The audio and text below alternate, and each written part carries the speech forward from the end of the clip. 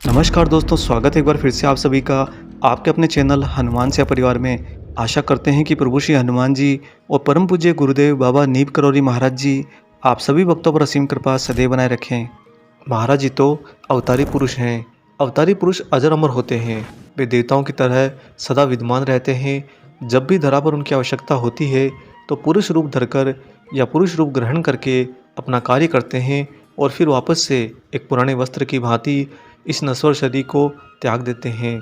स्वयं भगवान श्री कृष्ण ने अधर्म का नाश और धर्म की स्थापना के लिए ही तो अवतार लिया था। अर्जुन को कुरुक्षेत्र के मैदान में उपदेश देते हुए उन्होंने बड़ा स्पष्ट कहा था, जब जब धर्म की हानि होती है तब तब मैं आता हूँ, जब जब अधर्म बढ़ता है तब तब मैं आता हूँ।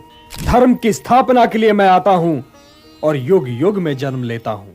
और उसके बाद में कालांतर में आधुनिक युग के अंदर महाराज जी ने भी एक बार कहा था कि उन्होंने धर्म की रक्षा के लिए ही यह मानव शरीर धारण किया है। कुछ भक्तगण उन्हें साक्षात हनुमान जी का अवतार मानने लगे। उनकी भावनाओं को सम्मान देने के लिए ही महाराज जी ने कई बार हनुमान जी के विग्रह में स्वयं को प्रकट कर दिया। लेकिन दोस्तों, वे तो कई देवी देवताओं में प्रकट हुए हैं, बद्रीनाथ में भी प्रकट हुए हैं, भगवान शंकर के रूप में भी कई बार देखे गए। उन्होंने तमाम नास्तिकों का हृदय परिवर्तन कर उन्हें आस्तिक बनाया।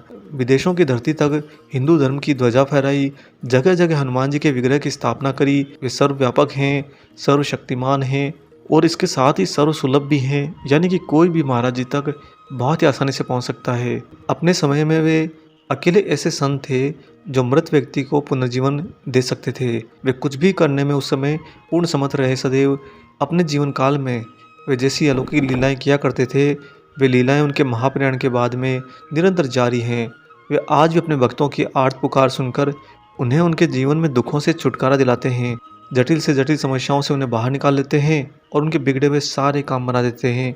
दरअसल दोस्तों, महाराज जी आज भी जीवित हैं। बाबा घट घट में विद्यमान हैं, हर पल हर जगह विराजमान हैं। फ़र्क सिर्फ यह है कि हम प्रत्यक्ष उन्हें देख नहीं पाते और इसी के कारण हम तड़पते रहते हैं। लेकिन इस बात का क्या ठिकाना कि वे दूसरे रूप में हमारे बीच में वर्तमान में उपस्थित हों, संकट मोचक के रूप में, या फिर जिन जिन मंदिरों में महाराज जी ने स्वयं ही अपने हाथों से हनुमान विग्रह की प्राण प्रतिष्ठा करवाई, उन सभी हनुमान विग्रहों में महाराज जी ही विद्यमान हो अपने भक्तों की मनोकामनाएं पूरी करने के लिए। जैसा कि पिछली सदी के महान संत योगीराज देवरा बाबा ने अपने भक्तों से कहा था कि ऐसा खिलवाड़ तो नीम करौरी बाबा अनेक बार कर चुके हैं, वे जा ही कहाँ सकते हैं। वे जीवित हैं और सदा जीवित रहेंगे, क्योंकि मरते तो वो हैं जिनको एक शरीर को त्याग कर आगे की यात्रा पर निकलना होता है। और महाराज जी तो इस जगत को छोड़कर कहीं जाते ही नहीं। वे तो निरंतर काल काल में युगों युगों में इसी धरातल पर अनेक रूपों में एक रूप होकर सदैव विद्यमान रहते हैं, यहीं पर रहते हैं। और यही परम पूज्य गुरुदेव बाबा नीम करौरी महाराज जी अपने महाप्रयाण के बाद में अपनी शारीरिक लीला को एक विराम देने के बाद में निरंतर बिल्कुल स्वच्छंद होकर एक पंछी की भांति इस जगत के अंदर भक्तों का कल्याण कर रहे हैं। दोस्तों, महाराज जी समय समय पर हर एक भक्त के पास में जरूर आते हैं और उसके कार्य में उसका जरूर सहयोग करते हैं। मनुष्य चाहे कितना ही ज़्यादा अपने आप में व्याकुल हो जाए, महाराज जी परम स्थिर हैं। परम स्थिर मतलब वह ब्रह्मांड जो अनंत में है और अनंत होकर भी स्वयं में पूर्ण रूप से स्थिर है।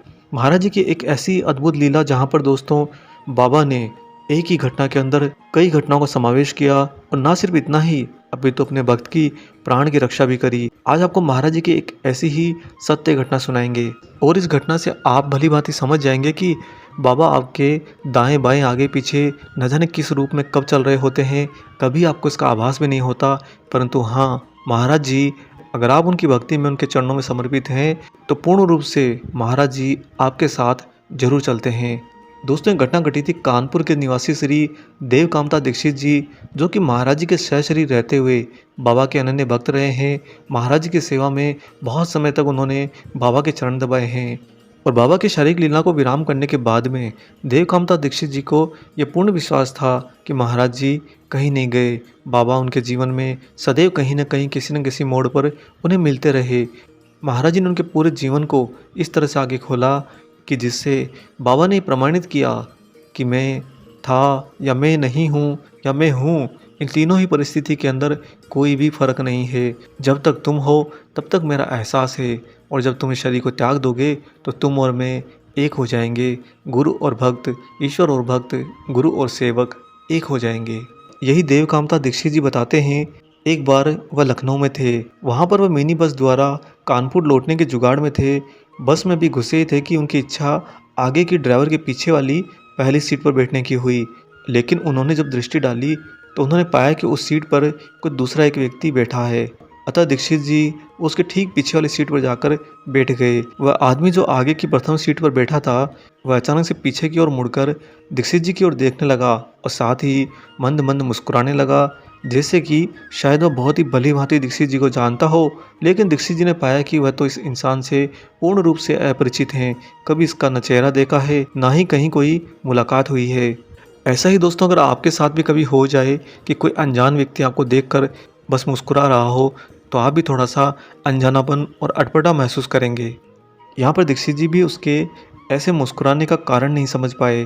धीरे धीरे सवारियाँ बस में बैठने लगी और बाकी की बस भी, चूँकि वह एक मिनी बस थी, परंतु फिर भी सवारियाँ ज़्यादा होने के कारण वह पूरी की पूरी भर चुकी थी।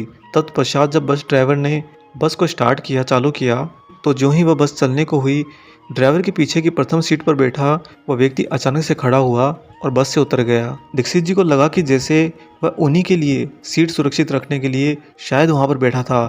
दीक्षित जी तुरंत पीछे की सीट से खड़े हुए और आगे की सीट पर जाकर बैठ गए और बस उस स्टैंड से चल पड़ी। परंतु देखिए विधाता का खेल कि रास्ते में एक मोड़ पर यह मिनी बस बुरी तरह से दुर्घटनाग्रस्त हो गई। दोस्तों, दुर्घटना इतनी भीषण थी कि 4-5 यात्री तो वहीं पर मर गए और कई यात्री बुरी तरह से घायल हो गए।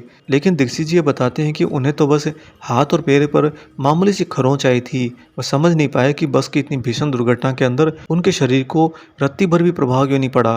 और साथ ही वह यह भी जान गए थे कि ये चोटें बहुत मामूली हैं, अतः प्राथमिक उपचार में ही ये ठीक हो जाएंगी। लेकिन दीक्षित जी ने जब खड़े होकर बस से उतरने से पहले अपनी पिछली सीट को देखा तो दोस्तों उनका सिर चकरा गया, उनके गले में ही पानी सूख गया। देवकामता दीक्षित जी के हाथ पैर फूल गए और एक क्षण के लिए तो वह जड़ हो गए, क्योंकि उन्होंने पाया कि जिस पीछे की दूसरी सीट पर वह आते ही बैठे थे और उन्होंने निश्चय किया था कि इसी सीट पर बैठकर मैं यात्रा करूंगा, और उस समय उस सीट पर उनके बगल में मात्र एक व्यक्ति बैठा था। उन्होंने भी दुर्घटना के बाद में पाया दोस्तों कि वह व्यक्ति, उसका शरीर बुरी तरह से छिन्न भिन्न हो गया है और वह मर चुका है। क्या देवकामता दीक्षित जी की जान उसी व्यक्ति ने नहीं बचाई जो पहले से अगली सीट पर कुछ समय तक बैठा था और दीक्षित जी की ओर देखकर बार बार मुस्कुरा रहा था? क्या एक साधारण मनुष्य के रूप में उस समय बाबा स्वयं नहीं थे जो दीक्षित जी की सुरक्षा के लिए आए थे? दीक्षित जी ने इस बात को भलीभांति समझ लिया था कि वह व्यक्ति कोई और नहीं, बाबा नीव करौरी महाराज जी थे, और महाराज जी ने ही उस दिन दीक्षित जी के प्राण बचाए थे।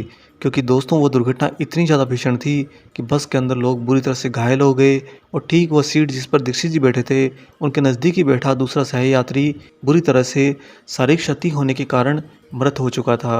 अगर वहाँ पर दीक्षित जी बैठे होते तो ये 100% सत्य है कि उनके प्राण उस दिन नहीं बचते। ये प्राण बचाने वाला और प्राण बचाने के लिए लीला रचने वाला कोई और नहीं दोस्तों, परम पूज्य गुरुदेव बाबा नीव करौरी महाराज जी स्वयं थे। इसीलिए देवकामता दीक्षित जी हमेशा कहते थे कि मैं जहाँ चलता हूँ महाराज जी मेरे साथ चलते हैं, बाबा हर जगह पर मेरे से पहले पहुँच जाते हैं, मुझे तो खींच खींच कर एक एक काम के लिए रोज़ घर से निकालते हैं। बिल्कुल ठीक है, स्थिति हर एक भक्त की होती है दोस्तों। जो भक्त महाराज जी को पूर्ण रूप से समर्पित हो जाए, बाबा के श्री चरणों में स्वयं को पूर्ण रूप से सेवक भाव में लगा दे और निरंतर उन्हीं के ध्यान में, उन्हीं को केंद्र में रखते हुए अपने जीवन के दिन और रात बिताए, ऐसे भक्त को महाराज जी आगे हाथ पकड़कर प्रतिदिन कर्मों पर लेकर जाते हैं। और जहाँ भी वह कर्म करने जाता है, जिस भी परिस्थिति में वह कर्मों को स्वरूप देने जाता है, हर जगह पर उससे पहले महाराज जी होते हैं। किसी न किसी परिचित या अपरिचित रूप में बाबा वहाँ पर जरूर मिलते हैं। और यही तो महाराज जी का एक एकाकार स्वरूप है। चाहे महाराज जी ने शरीर धारण किया हो चाहे ना किया हो, अपने भक्तों को कष्टों से निकालना और संकटों से बचाना, इसके लिए महाराज जी पहले भी तत्पर रहते थे, आज भी तत्पर रहते हैं और आने वाले युगों युगों तक महाराज जी धरती पर इसी ऊर्जा भाव में, सजीव यूर्जा भाव में सदैव रहेंगे दोस्तों।